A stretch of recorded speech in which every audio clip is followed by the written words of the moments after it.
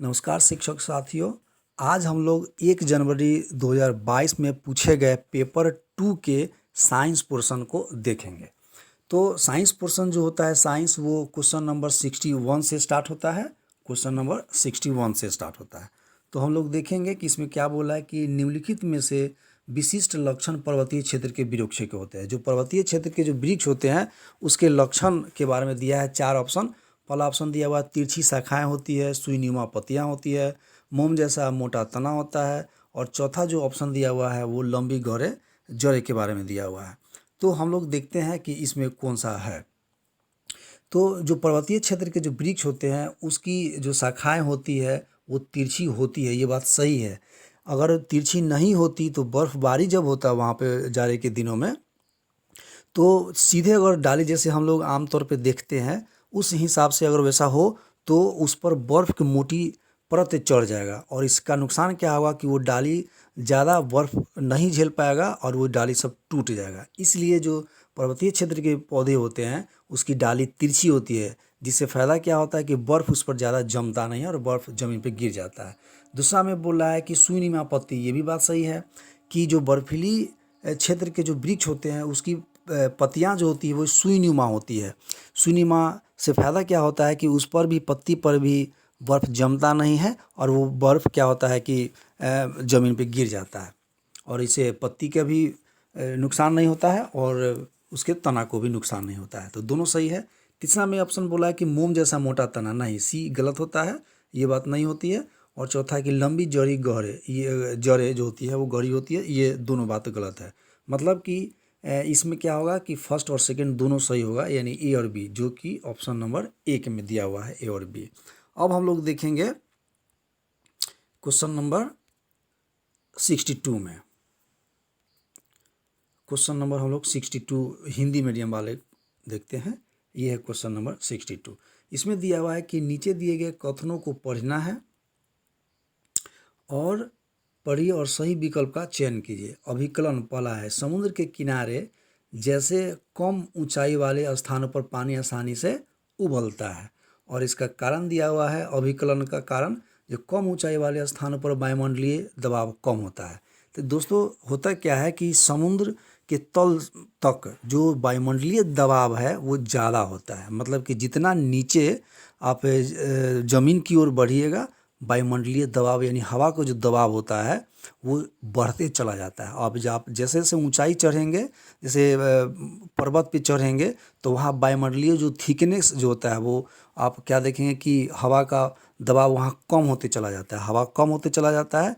जिससे क्या होता है कि आप जो समुद्री मतलब कि जो कम ऊंचाई है वहाँ पर आप खाना बनाइएगा तो देखिएगा कि 100 डिग्री पर पानी गर्म हो जाता है, खौलना शुरू हो जाता है और खाना आसानी से बन जाता है। लेकिन आप जैसे जैसे ऊंचाई चढ़ेंगे वैसे वैसे वायुमंडल का जो दबाव होता है वो कम होते चला जाता है, जिसका नुकसान क्या होता है कि पानी जल्दी खौल जाता है। वो 60-65 डिग्री पे पानी खौलना शुरू हो जाएगा, और जिससे क्या होता है कि चावल या जो दाल हम लोग बनाते हैं, पानी खौलने लगता है लेकिन दाल जल्दी पकता नहीं है। दाल बनने में या चावल बनने में या जो भी चीज़ है, पानी पहले खौल जाता है, लेकिन भोजन को उस तरह की जो हमारा चाहिए, जो जिस तरह से नीचे हम लोग बना पाते हैं वैसा वहाँ पर नहीं बनता, लेट लगता है।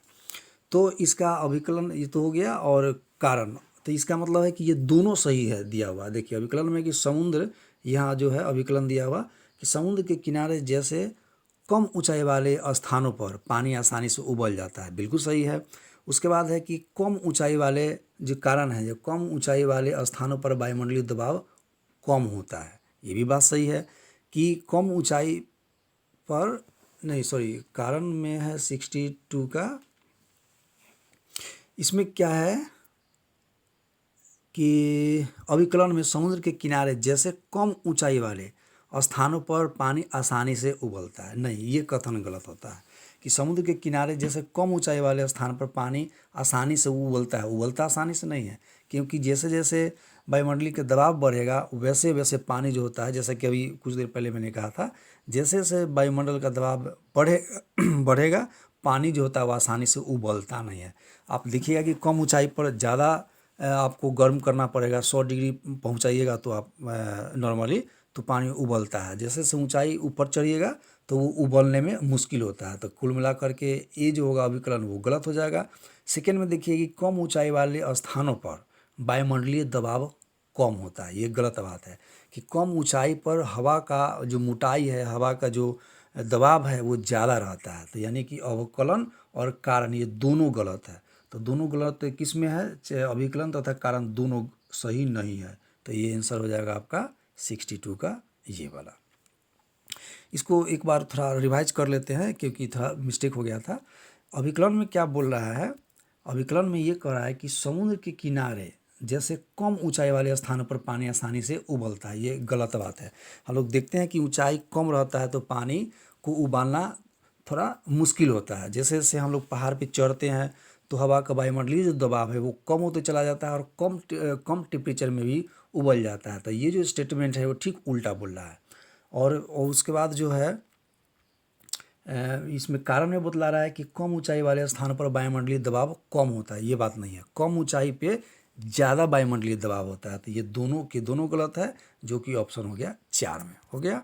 अब हम लोग देखेंगे 63 में हम लोग देख रहे हैं कि हवा ये है हवा से तेल में गति करने वाले हवा से तेल में गति करने वाले प्रकाश की किरण के लिए निम्नलिखित में से कौन सा कथन सत्य है। यानी कि हवा से प्रकाश जो है वो तेल में इंटर करता है, तब उसमें से क्या होगा। तो होता क्या है दोस्तों कि हवा में जो हवा के कण होते हैं, एटम्स होते हैं, उनके बीच रिक्त स्थान बहुत ज़्यादा होता है, जिसके चलते क्या होता है कि हवा में सूर्य प्रकाश की जो रोशनी होता है उसका तेज स्पीड रहता है, स्पीड ज़्यादा रहता है। और पानी में हम लोग देखते हैं या तेल में उसका जो पार्टिकल्स जो होते हैं, कण जो होते हैं, उसके बीच जो रिक्त स्थान होता है बहुत ही कम होता है गैस के बनिस्पत, जिसके चलते क्या होता है कि उसमें प्रकाश के स्पीड जो होता है वो कम जाता है। इसके उदाहरण के रूप में हम लोग देखें कि हवा में दौड़ना आसान है किसके बनिस्पत, पानी में दौड़ने के बनिस्पत। मतलब कि पानी में अगर आप दौड़िएगा तो आपको मतलब हवा की बनिस्पत आपका स्पीड कम होगा, आपको मुश्किलों का सामना करना पड़ेगा। ठीक उसी तरह से लाइट जो होता है हवा में, चूँकि उसको कम कम कोणों का सामना करना पड़ता है, रिक्त स्थान वहाँ ज़्यादा होता है तो उसका स्पीड ज़्यादा होता है। और तेल में क्या होता है, उसके कणों के बीच का जो स्थान होता है वो बहुत कम होता है, जिसके चलते उसको रेसिस्टेंस ज़्यादा का सामना करना पड़ता है और उसकी स्पीड कम जाता है। अब है कि जब स्पीड कम जाता है तो वो क्या होगा कि अभिकलन ये जो होता है, अभिलंब जो होता है वो अभिलंब के नज़दीक झुक जाएगा, मतलब अभिलंब की ओर झुक जाता है।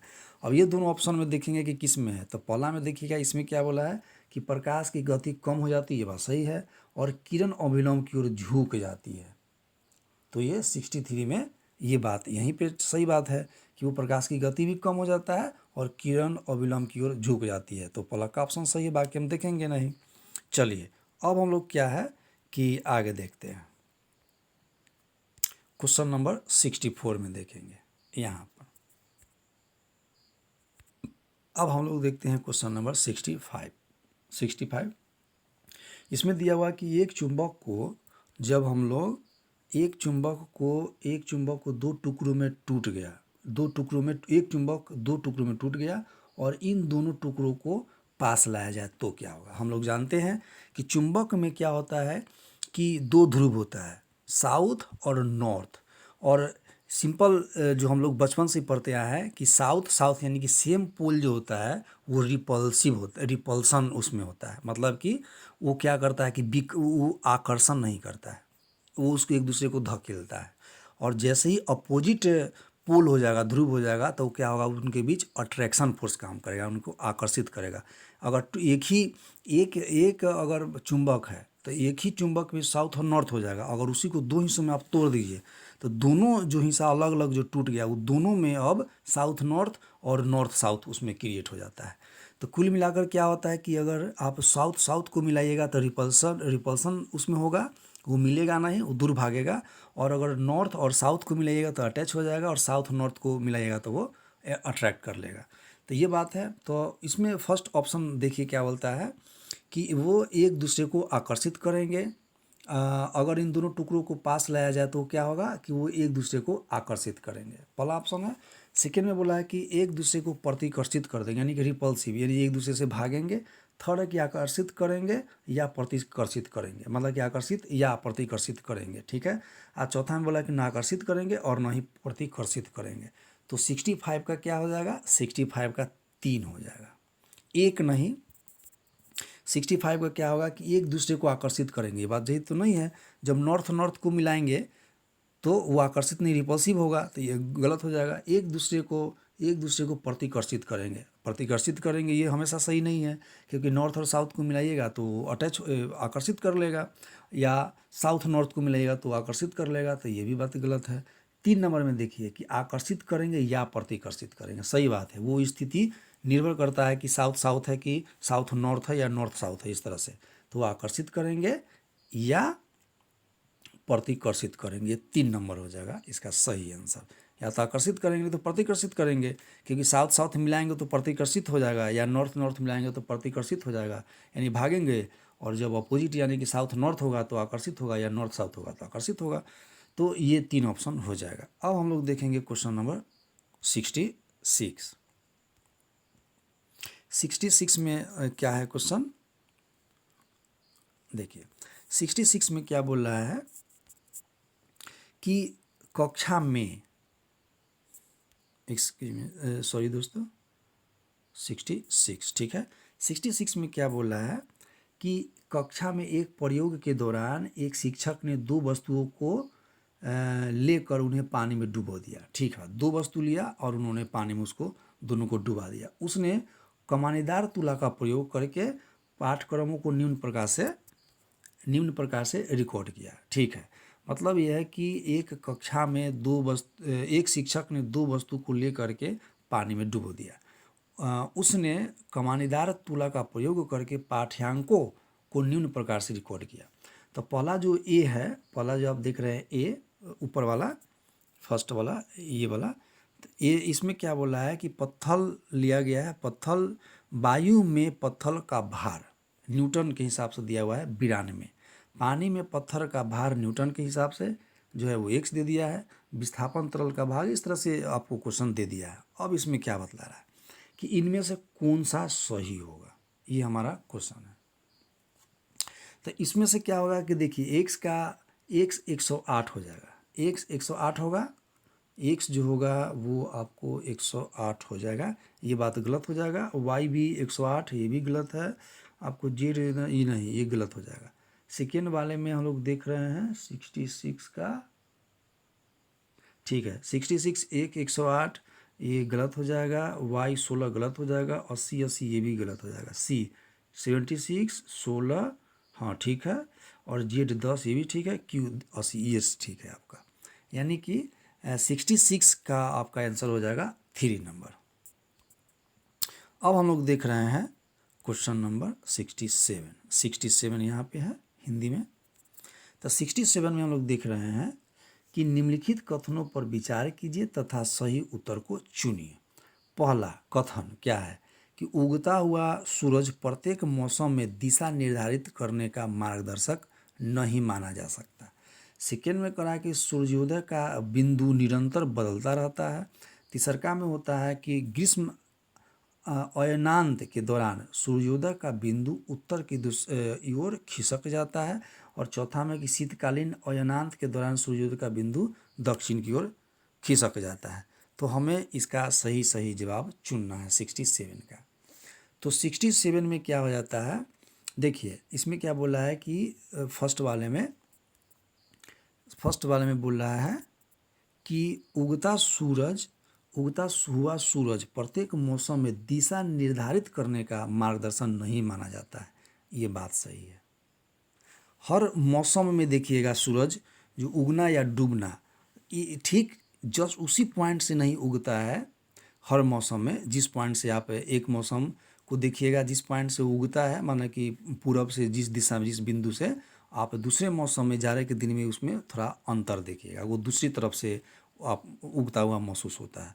तो ये जो हो जाएगा आपका 67,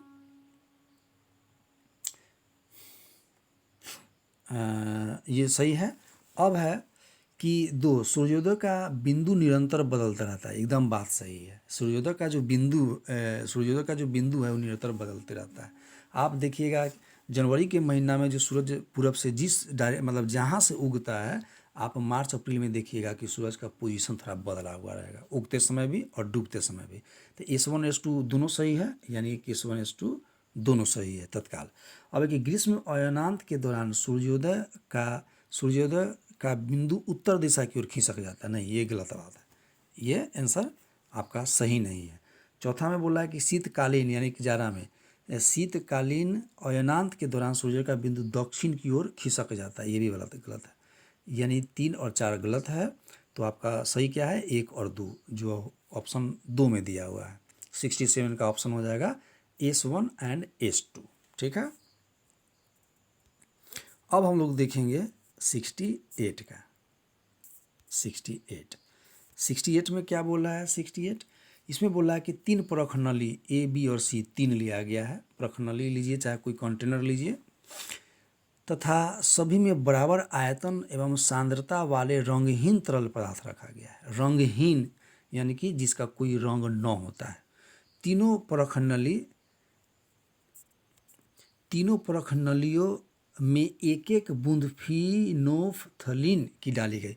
फिनोफ्थलीन क्या होता है? तो हम लोग जानते हैं कि यह सिंथेटिक इंडिकेटर होता है। इंडिकेटर का मतलब ये होता है कि वो एसिड या बेस को दर्शा देता है कि कौन सा जो पदार्थ है वो एसिडिक उसमें प्रॉपर्टीज़ है और कौन किस में आपको बेसिक प्रॉपर्टीज़ है। एसिड में उसका खास रंग हो जाता है। कोई भी किसी भी तरह के एसिड आप उसमें कुछ बूंद एसिड में फिनोफ्थलीन डाल देते हैं तो उसका रंग सेम ही रहेगा, और आप बेस में डालिएगा तो सबका एक ही रंग होगा। तो ये जो फिनोफ्थलीन जो आप यहाँ पर देखे हैं, ये कौन सा चीज़ है? वो नेचुरल इंडिकेटर है, सॉरी नेचुरल नहीं, सिंथेटिक इंडिकेटर है, जिसका इस्तेमाल करके हम लोग कोई भी चीज़ जो है वो एसिडिक वाला है कि बेस वाला है, उसको हम लोग टेस्ट करते हैं।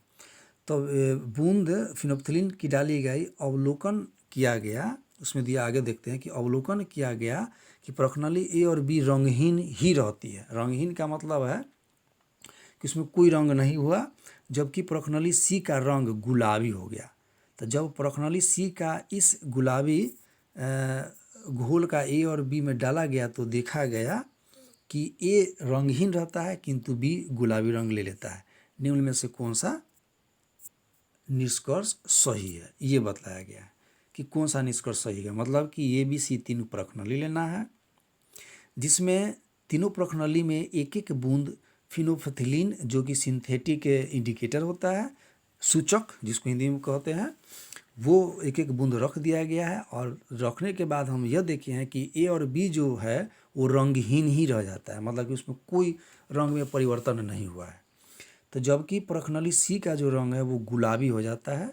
जब प्रखनली C के इस गुलाबी घोल को A और B में डाला जाता है तो देखा गया कि A रंगहीन ही रहता है, किंतु B जो है वो गुलाबी रंग ले लेता है।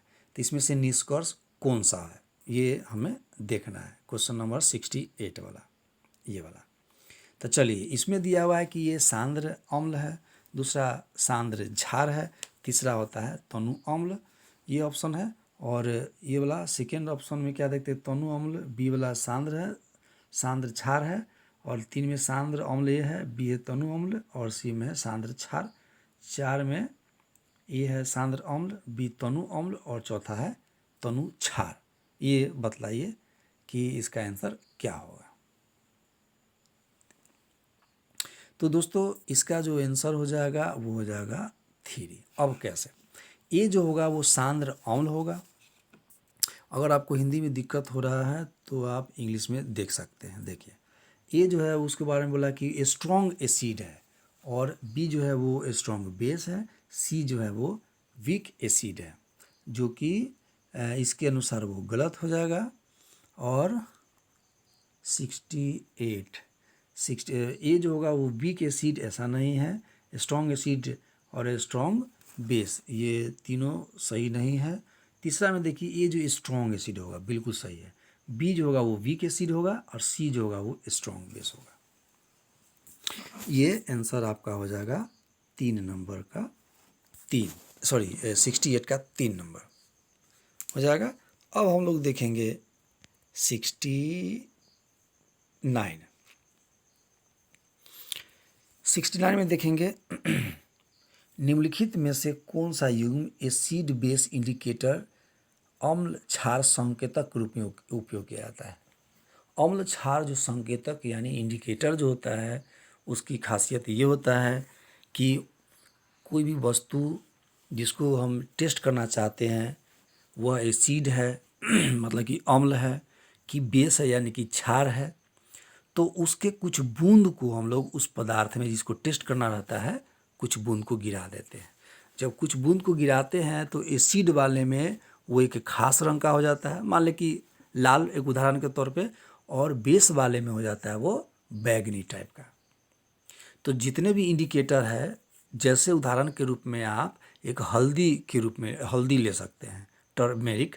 हल्दी को आप देखते हैं जब आप सब्जी वगैरह खाते हैं या दाल खाते हैं और उजला सट पे गिर जाता है, तब हम लोग देखते हैं कि उसमें पिंक टाइप का, मतलब कि उसका जो पीला उस पर सट पे लग जाता है। जब सर्फ या साबुन से हम लोग उस पर साफ़ करते हैं, सर्फ या साबुन उस पर रखते हैं, तो देखते हैं कि उसका कलर पिंक हो जाता है। और पानी से फिर जो अच्छे से साबुन सर्फ का जो असर है उसको हटा देते हैं, तब क्या देखते हैं कि वो फिर से पीला हो गया। इसका मतलब ये हो गया कि जो हल्दी है वो नेचुरल इंडिकेटर के रूप में इस्तेमाल किया जा सकता है, हल्दी।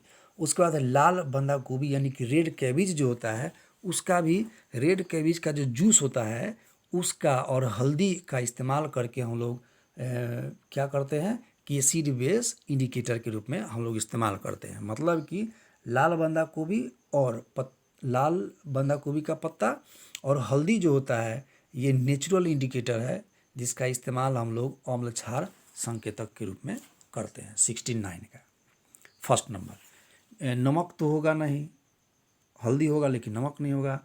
तीसरा में केले के पत्ता, ये बिल्कुल गलत है। बंदा गोभी की पत्ती तो है लेकिन केले की पत्ती नहीं होगा, ये गलत हो जाएगा। चौथा में नींबू का रस और हल्दी, हल्दी तो होगा लेकिन नींबू का रस नहीं होगा क्योंकि बेचारे तो खुद अम्ल है, तो ये दूसरा को क्या टेस्ट करेगा। तो कुल मिलाकर के 69 का हम लोग क्या देखें कि इसका आंसर फर्स्ट हो जाएगा। अब हम लोग देखते हैं 70 यहाँ पर। तो इसमें क्या है 70 में कि रीता किसी पात्र में अचार रखना चाहती है, इसके लिए सबसे अच्छा पात्र कौन सा है, एल्युमिनियम, कांच, तांबा या पीतल। तो हम लोग जानते हैं दोस्तों जो अचार होता है वो क्या होता है कि उसमें एसिडिक प्रॉपर्टी जो होता है वो खट्टा होता है अचार। अगर हम लोग एसिड को किसी धातु में मिलाते हैं, रखते हैं, तो वो रिएक्शन कर देता है। आप क्लास 9, 10, 8 में भी पढ़े होंगे कि जो धातु होता है मेटल, अगर उसमें हम लोग एसिड डालते हैं तो वो क्या कर देता है, रिएक्शन कर देता है, और वो जो पदार्थ बनता है वो हमारे स्वास्थ्य के लिए हानिकारक होता है। इसलिए आप देखे होंगे कि कभी भी तांबा के बर्तन में नींबू वगैरह या दही वगैरह इसको नहीं रखा जाता है, दूध नहीं रखा जाता है। इससे क्या होता है कि हमारे स्वास्थ्य पर बुरा असर पड़ता है। तो ये क्या होता है एल्युमिनियम, तो एल्युमिनियम तो भाई नहीं रखेंगे क्योंकि वो हमारे लिए हानिकारक चीज़ बन जाएगा। कांच, यही आंसर हो जाएगा। तांबा नहीं क्योंकि ये भी मेटल है और ये पीतल भी मेटल से बनता है। तो कुल मिलाकर के 3, 4 और 1 नहीं होगा, तो आंसर क्या हो जाएगा सेकेंड नंबर, 70 का सेकेंड नंबर। अब हम लोग देखते हैं कांच। कांच तो कोई धातु नहीं है और उसमें रिएक्शन होकर के जो मतलब ऐसा कुछ चीज़ नहीं बनता है जो हमारे लिए नुकसानदायक हो। अब हम लोग देखेंगे क्वेश्चन नंबर 71 को। 71 में देखिए क्या बोल रहा है कि एक पदार्थ, यहाँ पे 71 है, एक पदार्थ एम को चम्मच में गर्म करके तुरंत एक गैस के बर्तन में 71 का देख रहे हैं कि एक पदार्थ एम को चम्मच में गर्म करके तुरंत एक गैस के मर्तबान में रख कर ढक दिया गया है। ठीक है, मर्तबान में ढक करके रख दिया गया है। पानी, थोड़ी मात्रा में पानी मर्तबान में रखा गया है और घोल के नीचे लिटमस पेपर से परीक्षण किया गया है। कागज़ का रंग लाल हो गया है। पदार्थ एम निम्नलिखित में से कौन सा होता है? तो सबसे पहले ये भी एसिड बेस और साल्ट चैप्टर से दिया हुआ है। ये आपको NCERT की किताब 8 में भी दिया हुआ है, आपको 9th में भी पढ़ना है, 10th के यानी बोर्ड के भी एग्जाम इसमें पढ़ना है एसिड बेस। 10th में खास कर ये इम्पोर्टेंट हो जाता है क्योंकि वो बोर्ड होता है। तो उसमें लिटमस एक्चुअली क्या होता है? तो लिटमस जो होता है वो नेचुरल इंडिकेटर होता है, यानी कि प्राकृतिक सूचक होता है, जिसके बूंद का इस्तेमाल जो होता है, लिटमस के बूंद का, उसका इस्तेमाल करके हम लोग एसिड और बेस को चेक करते हैं कि कौन सा ऑब्जेक्ट एसिड है और कौन सा बेस है। लिटमस पेपर के बारे में हम लोग अक्सर सुनते हैं, तो एक्चुअली लिटमस पेपर कोई पेपर नहीं होता है। किसी जो पेपर जो होता है, कोई कड़ा सा पेपर जो पानी में गले नहीं, तो कड़ा सा पेपर आप लीजिए और लिटमस के जो इंक होता है आप उसमें डुबा करके उस पेपर को निकालिए और सुखा दीजिए, तो वो जो प्राप्त हो गया आपको, वो लिटमस पेपर होता है। तो इसमें क्या बोल रहा है कि एक पदार्थ है एम को चम्मच में गर्म करके तुरंत एक गैस के मर्तबान में रखकर ढक दिया गया है।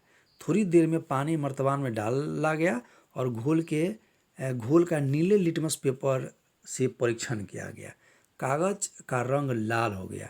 यह पदार्थ कौन सा है? सोडियम है, एल्युमिनियम है, मैग्नीशियम है कि सल्फर है?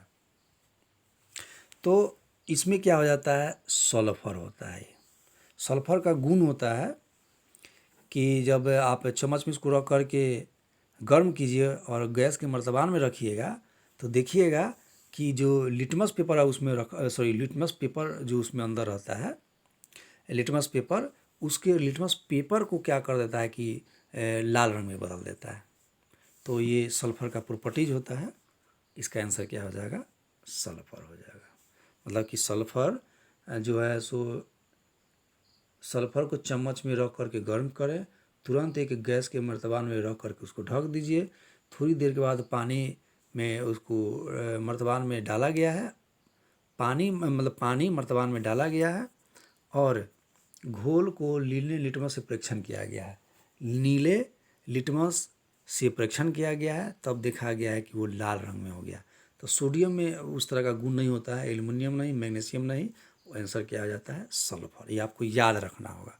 आप देखिएगा कि NCERT के 8 के बोर्ड में, 8 वाले में इसको अच्छे से 9th वगैरह में दिए हुए हैं। अब हम लोग देखेंगे क्वेश्चन नंबर 72 जो यहाँ पर दिया हुआ है। ठीक है, 72 इसमें क्या दिया हुआ है कि निम्नलिखित कथनों को पढ़ना है और सही विकल्प का चयन करना है। तो इसमें अभिकलन ए बोल रहा है कि सेलुलोज जो युक्त भोजन है, युक्त खाद्य पदार्थ मानवों के लिए रुक्षांश का अच्छा स्रोत है। क्या ये बात सही है कि सेलुलोज युक्त जो खाद्य पदार्थ होता है मानव के लिए रुक्षांश का अच्छा स्रोत होता है? उसके बाद इसका कारण R1 और R2 दिया हुआ है कि R1 जो दिया हुआ है उसमें बोला कि पाचन के दौरान सेलुलोज अवशोषित होकर रेशों में परिवर्तित हो जाता है, और R2 दिया हुआ है कि सेलुलोज का पाचन करने वाले बैक्टीरिया सेलुलोज को रेशों में बदल देता है। तो इसमें से हमारा कौन सा सही होगा? 1, 2, 3 और 4। तो इसमें क्या है कि देखिए, सेलुलोज जो होता है वो खाद्य पदार्थ मानवों के लिए रुक्षांश का अच्छा स्रोत होता है। ये बात सही है, ये सही है। और अब बोला है कि कारण इसका बोला है कि पाचन के दौरान सेलुलोज अवशोषित होकर रेशों में परिवर्तित हो जाता है। तो ये बात सही है। एक ये अच्छा से एक्सप्लेन कर रहा है, यानी कि R1 जो है ए की सही व्याख्या करता है, ये बात सही है। लेकिन जो R2 जो यहाँ पर दिया हुआ है ये बात गलत होता है। तो कुल मिला करके ये बात सही है कि अभिकलन जो होता है हम लोग जानते हैं कि सेलुलोज युक्त अगर आप खाद्य पदार्थ जो होता है वो मानव के लिए रुक्षांश का अच्छा स्रोत होता है। रुक्षांश लोग जहाँ तक जानते हैं कि हमारे शरीर में रुक्षांश पचता नहीं है, भोजन को पचाने में मदद करता है, और रुक्षांश जो होता है वो इसमें कोई न्यूट्रिएंट्स वैल्यू नहीं होता है। तो इसमें सेलुलोज युक्त जो खाद्य पदार्थ होता है मानव के लिए रुक्षांश का एक अच्छा स्रोत है, ये सही बात है। और R1 में दिया हुआ कि पाचन के दौरान सेलुलोज अवशोषित होकर के रेशों में परिवर्तित हो जाता है। ये बिल्कुल बात सही है। मतलब कि इसका आंसर क्या हो जाएगा, फर्स्ट, कि ये सही है और R1 जो है वो एक ही सही व्याख्या करता है। ये बात सही है। तो 72 का आंसर क्या आ जाएगा, फर्स्ट वाला। अब हम लोग देख रहे हैं 73। इसमें क्या है कि निम्नलिखित में से किसी में कोई एंजाइम नहीं होता है, पीतरस में, अग्नाशय रस में, अमाशय रस में और लसीका रस में। ये 73 का ये है।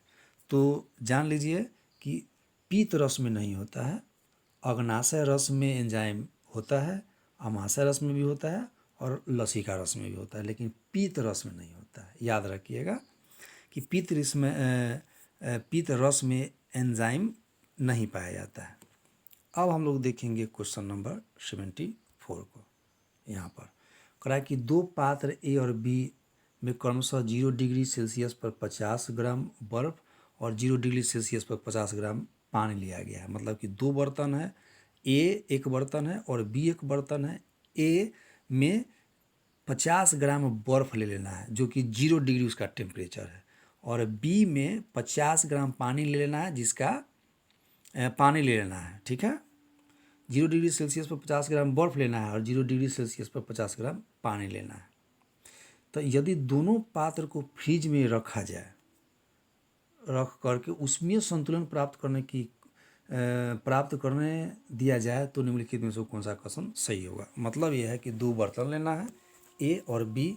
एक में 0 डिग्री सेल्सियस पर 50 ग्राम बर्फ़ ले लेना है और दूसरे में 0 डिग्री सेल्सियस पर 50 ग्राम पानी ले लेना है, और दोनों को हम लोग फ्रिज में रख देंगे। उस परिस्थिति में कौन सा कथन सही होगा। पहला में बोल रहा है कि बी की अपेक्षा ए अधिक ऊष्मा खोएगा, ए की अपेक्षा बी अधिक ऊष्मा खोएगा, ए और बी दोनों समान ऊष्मा खोएंगे। यह निर्धारित नहीं किया जा सकता कि कौन अधिक ऊष्मा खोएगा। ये चार ऑप्शन है 74 का। तो 74 में हम लोग देख रहे हैं कि बी की अपेक्षा ए अधिक ऊष्मा खोएगा, गलत होगा। क्यों? तो बी में तो पानी है और चूँकि बर्फ़ जो है वो पानी से ज़्यादा ऊष्मा ऑलरेडी खो चुका है। तो बी का मतलब क्या है कि पानी बोला है कि ए से अधिक ऊष्मा खोएगा।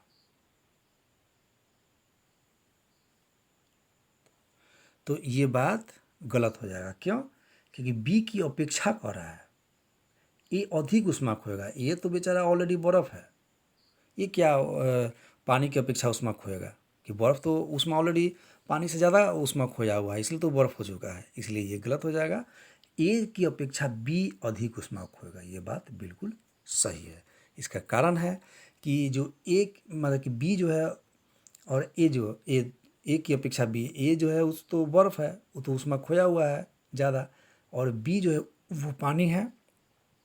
पानी जो है उसमें बर्फ़ से ज़्यादा ऊष्मा होता है, तो बर्फ़ से ज़्यादा ऊष्मा होता है, तो उसको जब फ्रिज में रखेंगे तो ये जो है वो ऊष्मा अधिक खोएगा। इसलिए इसका आंसर हो जाएगा 2 नंबर। अब हम लोग देखेंगे 75 में देख रहे हैं क्या है कि हमारे परबाहु में कोहनी का जोड़ घर के दरवाजे के कब्जे की भांति चलता है, यह जड़ कौन सा है।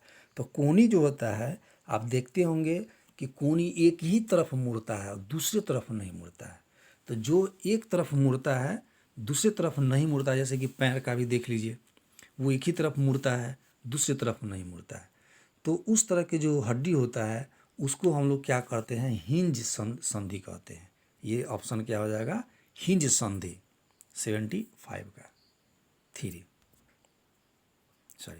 75 का देख लीजिए, इंग्लिश में दिया हुआ है। एक पला दिया हुआ है, बॉल एंड सॉकेट ज्वाइंट, दूसरा पाइवट ज्वाइंट, तीसरा हिंज ज्वाइंट और चौथा फिक्स ज्वाइंट। तो जो हिंज ज्वाइंट है उसमें क्या प्रॉपर्टी जो होता है, उसमें होता है कि जो ज्वाइंट होता है ना, वहाँ से मतलब एक ही तरफ वो मुड़ेगा, जैसे कि हाथ एक ही तरफ मुड़ेगा, दूसरे डायरेक्शन में वो नहीं मुड़ता है। तो उस तरह के जो ज्वाइंट होते हैं वो क्या होते हैं, वो हिंज ज्वाइंट होते हैं। 75 का 3 हो जाएगा। अब हम लोग देख रहे हैं 76 में। देखिए इसमें क्या कहा गया है 76 में कि किसी घाव से अत्यधिक रक्तस्राव निम्न में से किस विटामिन की कमी से होता है। मतलब कि अगर घाव हो गया, चोट लग गया और वो खून बह रहा है, उसमें क्या बोलते हैं कि खून जम नहीं रहा है जल्दी, उस परिस्थिति में विटामिन, कौन से विटामिन की कमी होता है? सी होता है कि बी समूह है कि डी है कि के है? तो इस परिस्थिति में क्या होता है? के होता है। के की कमी, विटामिन के की कमी के चलते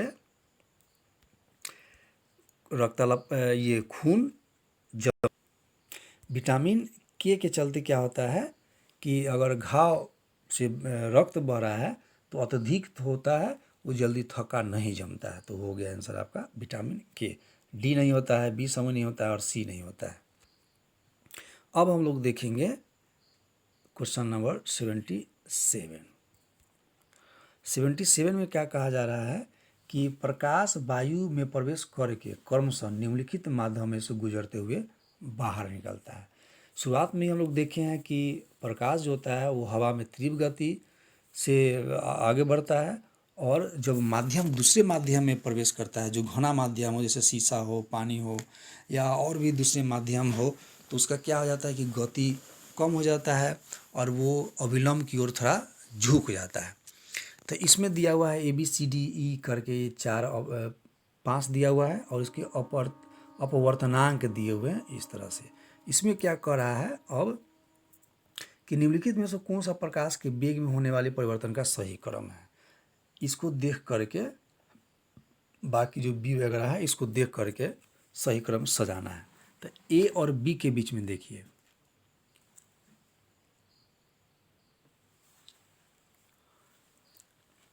70 से देखिए 1.5 और 1.26 ये घट रहा है। उसके बाद फिर देखिए थर्ड वाला में 1.2 और 1.3 मतलब कि फिर बढ़ रहा है, और थर्ड वाले में देखिए कि 1.33 है और 1 है, मतलब कि घट रहा है। तो घट रहा है, बढ़ रहा है, घट रहा है, ठीक है। और चौथा में फिर देखिए कि क्या होगा कि आपका 1 यानी कि 1.0 से 2 तक पहुंचा, यानी कि बढ़ रहा है, ये हो गया। तो ये हमारा जो क्रम है वो सही क्रम है। फिर घटेगा और फिर बढ़ेगा, ये बात दिया हुआ है। तो 2 से देखिए 2, 1.5 घट रहा है। तो इस तरह से हमारा ऑप्शन क्या हो जाएगा, इसमें फर्स्ट ऑप्शन हो जाएगा। सेकेंड नहीं होगा क्योंकि बोला है कि बढ़ेगा, बिल्कुल नहीं होगा कि ए और बी में ठीक बात है कि बढ़ नहीं रहा है, वो घट रहा है, तो पहले ही गलत हो गया। सेकेंड में देखिए कि घटेगा, 1.5 2.6 ये घटेगा, और बोला कि बढ़ेगा उसके बाद 1.26 और 1.36 ये बढ़ेगा, ये बात सही है। फिर है कि देखिए कि 1.3 और 1 ये क्या हो रहा है कि घट रहा है, चलिए ठीक है। लेकिन इसमें क्या बोला है कि बढ़ेगा, तो ये भी कट जाएगा। चौथा में देखिए कि बढ़ेगा बोल रहा है, 1.5 और 1.2 बढ़ नहीं रहा है, घट रहा है। तो कुल मिला करके अभी तक हमारा क्या हो जाएगा, 1 सही हो जाएगा, क्योंकि घट रहा है। देखिए 1.5 और 1.26 घट रहा है। सेकेंड में देखिए 1.26 और 3, 1.33 ये क्या हो रहा है कि बढ़ रहा है। तो इस तरह से हमारा सही हो जाएगा, आप देख लीजिएगा घटते बढ़ते, तो ये फर्स्ट ऑप्शन हो जाता है। अब हम लोग देखते हैं 78 का। 78 ये वाला, मानवों में सांस लेते समय अंतः श्वसन की प्रक्रिया को स्पष्ट करने के लिए सही उत्तर क्या होगा। मानव में सांस लेते समय अंतः श्वसन की प्रक्रिया को स्पष्ट करने के लिए सही उत्तर क्या होगा। तो पहला है कि वायु अंदर जाती है, ठीक बात है, वायु अंदर जाती है, मांसपेशी अंदर को आती है और तथा डायफ्राम नीचे जाती नहीं, ये बात गलत होता है। जब हम लोग सांस लेते हैं तो सांस लेते क्या होता है कि हवा हमारे अंदर जाता है, फिर क्या होता है कि ये जो केज है, रिब केज प्लस में जो हमारा जो सिस्टम है वो फूलता है, और सांस छोड़ते हैं तो वो फिर पचकता है, मतलब कि कमी उसमें आ जाता है, तो ये गलत होगा। सेकेंड में देखिए वायु बाहर निकलती है, पसलियाँ बाहर को आती है, जो गलत है, अंदर चले जाती है। बाहर जाने पर सिकुड़ जाता है और डायफ्राम ऊपर, ये गलत हो गया। वायु जब बाहर निकलती है तो पसलियाँ बाहर आती है और डायफ्राम नीचे जाती है, ये भी बात गलत है। चौथा में देख लीजिए, बोला कि वायु जब अंदर जाती है तो पसलियाँ बाहर आ जाती है तथा डायफ्राम नीचे जाता है, ये आपका सही आंसर हो जाएगा। इसको एक बार फिर से चर्चा कर लेते हैं। मानवों में सांस लेते समय अंतः शोषण की जो प्रक्रिया होती है को स्पष्ट करने के लिए निम्नलिखित में से उत्तर कौन सा है। तो इसमें आंसर में क्या बोला है कि वायु अंदर जाती है, पसलियाँ अंदर को आती है तथा डायफ्राम नीचे जाती है। नहीं, वायु बाहर निकलती है, पसलियाँ बाहर को आती है तथा डायफ्राम ऊपर होता है, ये भी बात ऑप्शन गलत हो जाता है। इसमें श्वसन सिस्टम में आप देखेंगे चैप्टर थर्ड वाले में क्या बोल रहा है कि वायु बाहर निकलती है, पसलियाँ नहीं, ये भी बात गलत है। ये 4 ऑप्शन हो जाएगा। इसको याद कर लीजिएगा कि मानव में सांस लेते समय अंतः श्वसन की प्रक्रिया को स्पष्ट करने का सही जो क्रम है वो 4 नंबर है कि वायु अंदर जाती है, पसलियाँ बाहर को आती है और डायफ्राम नीचे जाती है। अब हम लोग देखेंगे 79 को। ए रुधिर वाले व्यक्ति का विवाह बी रुधिर वाले महिला से हो जाता है तो उसका जो बेटा बेटी होगा वो किस ग्रुप का होगा। मान लें कि कोई व्यक्ति है जो ओ पॉजिटिव है और अपनी पत्नी यानी ए पॉजिटिव या जो भी हो उसे दूसरे ग्रुप वाले से शादी करता है तो जो उसका बेटा बेटी होगी वो किस वर्ग का होगा, ये पूछ रहा है 79 का। तो देखिए, ए वाले जो बोल रहा है कि ए वाले पुरुष, ए रुधिर वाले एक पुरुष का विवाह बी से, विवाह बी के रुधिर वाली महिला से, ए रुधिर वाले व्यक्ति, हाँ ठीक है, ए वाले से बी से शादी हो जाता है तो उसका पुत्र का जो होगा वो केवल ए गलत हो जाएगा, केवल बी ऐसा नहीं है। ए और बी ऐसा थोड़ी होता है। ए और बी मतलब कि अगर कोई ये है, ए भी पॉजिटिव है, कोई वो है तो ये भी पॉजिटिव या वो ही होगा, ये ज़रूरी नहीं होता है।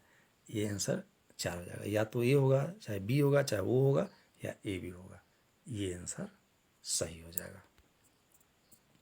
अब हम लोग देखेंगे 80 लास्ट साइंस पोर्शन का लास्ट ये होगा। बाकी जो है साइंस का वो CDP होगा जो हम लोग बाद में करेंगे। अभी केवल साइंस पोर्शन के जो बुक से आता है वही देखेंगे।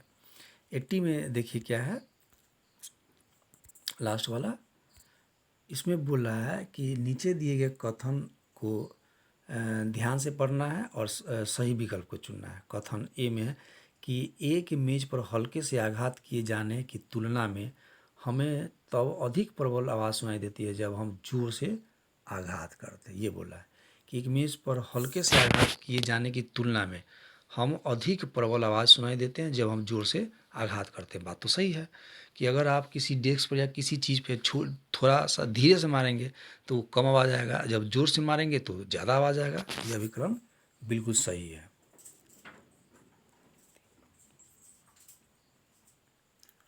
अब बोला है कि कारण प्रबल ध्वनि, कारण में बोला है कि प्रबल ध्वनि अधिक दूरी तय कर सकती है क्योंकि वो अधिक ऊर्जा से संबंधित होती है, ये कारण है। फिर कारण R2 बोला है कि प्रबल ध्वनि की आवृत्ति धीमी ध्वनि से अधिक होती है। तो हम लोग जानते हैं कि इसमें केवल R सही है और ए की सही ये जो है वो R1, हाँ ठीक है। इसमें क्या आ जाएगा आपको 3 नंबर हो जाएगा। इसमें क्या हो जाएगा कि केवल R1 सही है, ये वाला केवल जो है वो R1 सही है और वो एक की सही व्याख्या करता है, यानी कि इसका एक्सप्लेन सही से करता है। इसलिए हमारा आंसर क्या हो जाएगा आपका 3 हो जाएगा। केवल R सही है, ये वाला सही है और ए की जो वो सही व्याख्या करता है, ए की सही व्याख्या करता है, इसलिए 80 नंबर इसका आंसर हो जाएगा।